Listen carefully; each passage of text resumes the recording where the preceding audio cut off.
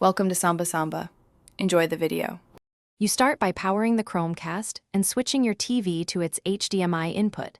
This makes the device discoverable. Next, make sure your Samsung phone is on the same Wi-Fi network as the Chromecast because discovery and casting rely on local network traffic. Once done, open the Google Home app and sign in with the Google account you want to use. This lets the app configure the Chromecast. Then follow the in-app prompts to add a new device, so your phone can find and pair with the Chromecast. You'll see a setup flow in Google Home that asks you to confirm a code shown on the TV. This verifies you're connecting to the correct Chromecast.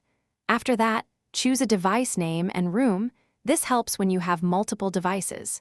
Make sure you grant location and local network permissions so the phone can discover devices. Allow Bluetooth if the app requests it to speed pairing.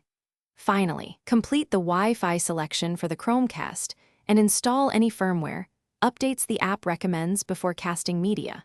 You can now cast from apps like YouTube or Netflix by tapping the cast icon and picking your Chromecast. The content will play on TV while your phone becomes a remote. If you want to mirror the entire screen, pull down Quick Settings and tap Smart View or Cast, then select the Chromecast. This duplicates everything visible on your phone. If casting fails, reboot the TV, unplug the Chromecast for 10 seconds, and restart your phone. Also make sure both devices are on the same Wi-Fi and that Google Home and the casting app are up to date. Thanks for watching. Consider subscribing if we helped you.